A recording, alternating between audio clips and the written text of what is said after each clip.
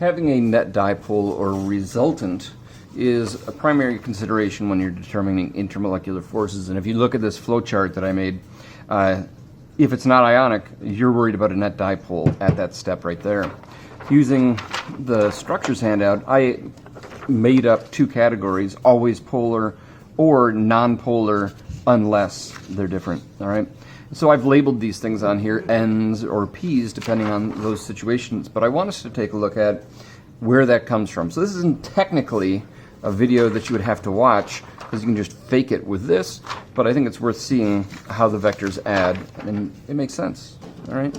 So the first thing we're going to look at is something like, and again, we've done a similar one, but let's look at HBr. And I'm going to jump right into Lewis structures and cut out all the intermediate steps. HBr, hydrogen electronegativity of 2.1, bromine electronegativity of 2.8. So you got 2.1, 2.8. Drawing in our individual dipoles, we said that higher electronegativity gets the slight negative, lower electronegativity gets the slight positive, because this is pulling electrons closer. I did negligently not draw in the dots the way I should have. Dot, dot. Dot, dot, dot, dot. Okay, so we're all set.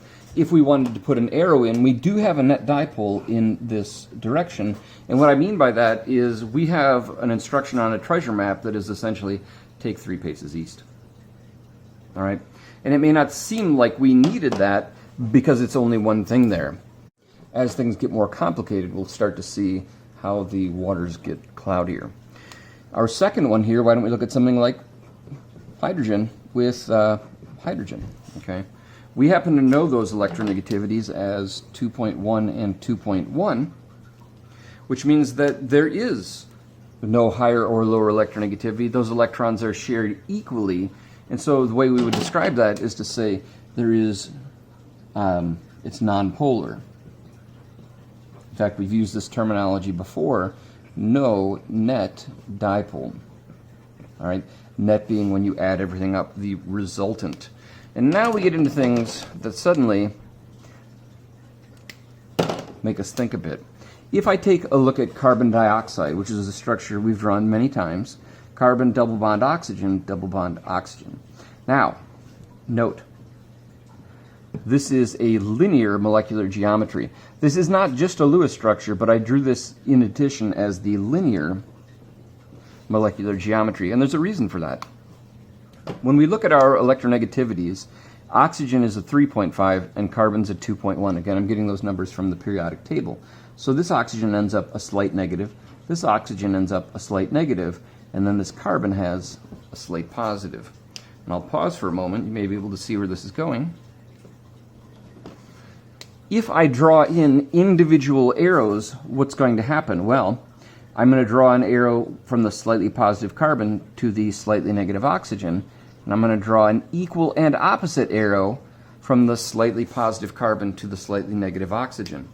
And if we follow our rules for vectors, which is add them tip to tail like we did here, I'm going to take whatever number we want. We'll just say, like, take 5 paces east. The next thing I'm going to do is take 5 paces west, and I'm going to end up exactly where I started. So if we look at that, just those vectors there, I'm going to draw this one. And there was my starting point. And then I'm going to draw the next one, equal and opposite, and we end up back where we started. So these cancel. We have individual dipoles, but no net dipole. All right, so this is an important idea. We have individual dipoles, but no net dipole. All right, which means that this structure, even though it has partial charges on those oxygens, is nonpolar. So therefore, this is nonpolar. And that is a rather important bit of information, because that is going to tell us, does it have a net dipole or does it not? Okay, nonpolar. No net dipole.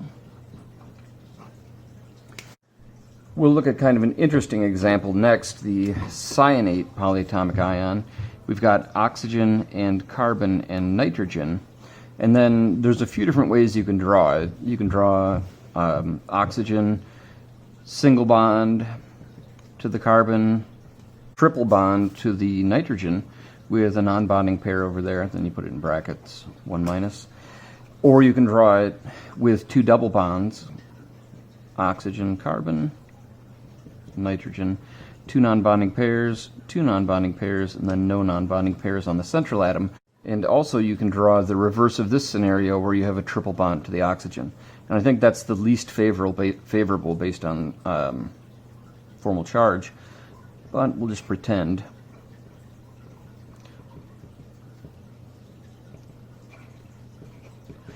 The one I'm going to look at, just so there's no confusion of other factors, is this one right here. So I'm just going to go double bond, 2 non-bonding pairs, 2 non-bonding pairs, put it in our brackets with a 1 minus. Our real important aspect here is going to be how the dipoles end up. Oxygen's a 3.5, carbon's a 2.5, and nitrogen is a 3.0. The electronegativities are not the same. We are going to get some individual dipoles, and in fact I'm going to try and draw them in slightly to scale. From carbon to oxygen, it points at the higher slight negative charge, our higher electronegativity. It's our slight negative charge, slight positive charge. So we do have 2 slight negatives like we did here, but there's an important distinction, and that important distinction is that 3.0 versus 2.5 is not going to be as large as 3.5 versus 2.5. So if we look at how this vector addition is going to play out, it doesn't matter which one you start with, but if we're going to add tip to tail, we'll say I do this one right here, start there, go over whatever, we'll just say like 3 paces or something, and then I'm going to pick up with this one right here and go back a few paces. What do we have left? What we have left is our resultant, our net vector, which is going to be starting from where we started to where we ended up. So this will have a net dipole slightly in that direction. Okay, parts of each of those cancel out, and then we're left with the remainder towards that oxygen. Just to continue on that idea, as we look at some more two-dimensional structures, let's look at BH3. So if we have boron, we're going to attach 3 hydrogens, 120 degrees apart. This is trigonal planar, right? And then we've got individual dipoles based on those electronegativities. Boron's electronegativity is 2.0, all right? So boron is 2.0 versus hydrogen, which is 2.1. So the hydrogens are going to be our slight negatives here, which makes sense based on the name boron trihydride. But we'll have a slight negative, slight negative, slight negative, and slight positive on the lower electronegativity. Looking at this, it's not immediately apparent what's going to happen, but with a little planning, we're going to draw 1 dipole in that direction, 1 dipole towards that, and 1 dipole towards that, and then we're going to follow our rules of adding them tip to tail. And it doesn't really matter what order we put them in, right? Additive. So I'm just going to declare that that's like 3 steps in that direction, then 3 steps in that direction, and 3 steps in that direction. And what happens, we end up right back where we started. So they all cancel out, right? The individual dipoles cancel. There's no net dipole. It's non-polar.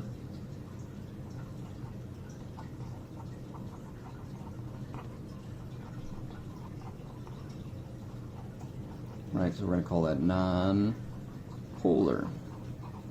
And what does that fundamentally mean? No net dipole.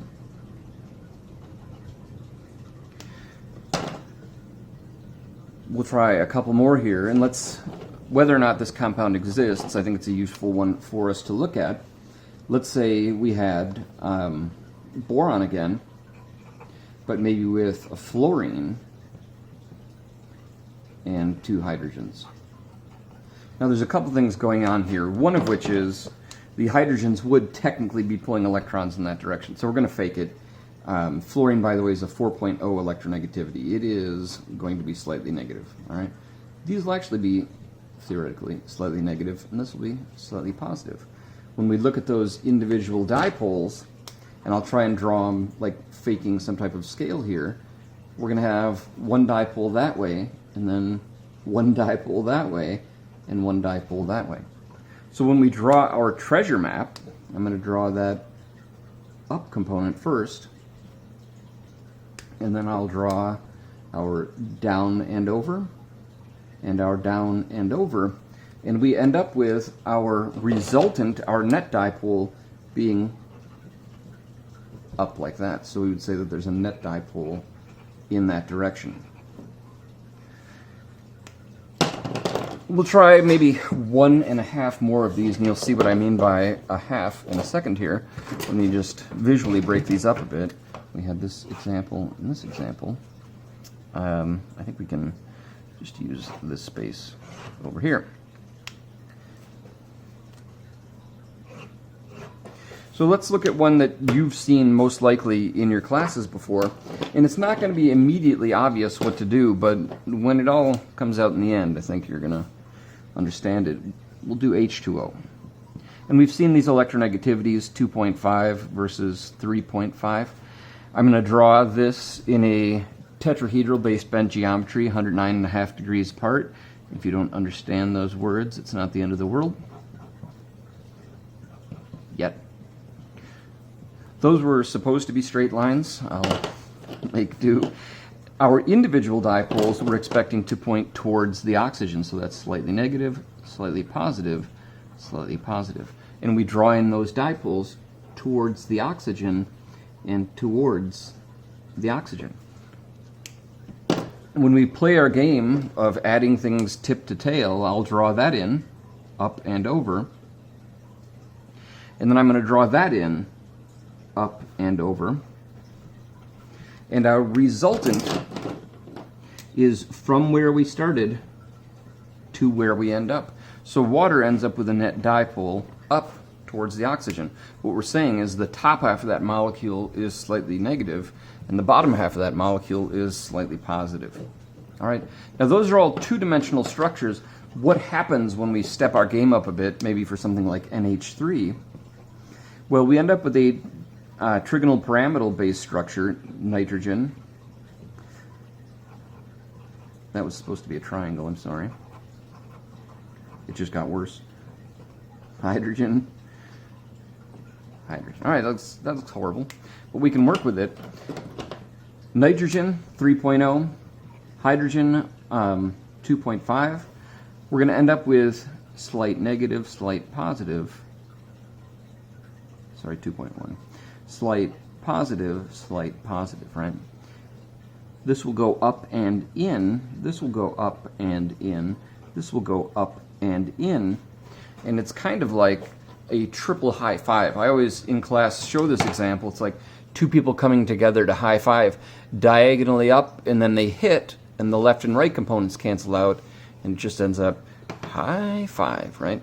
Well, here you have a triple high five, which is three people standing, you know, an equal distance apart, all aiming their hands up into the middle, and what's going to cancel out? All those horizontal components will cancel out, and you'll be left with a vertical component straight towards the nitrogen. So again, we've got a positive half of the molecule and a negative half of the molecule. And what we're going to do is we're going to tie this idea of net dipoles, and nobody's going to ask you to add up these vectors and everything else. From here out, we're just going to squint at it and utilize symmetry as our main deciding factor.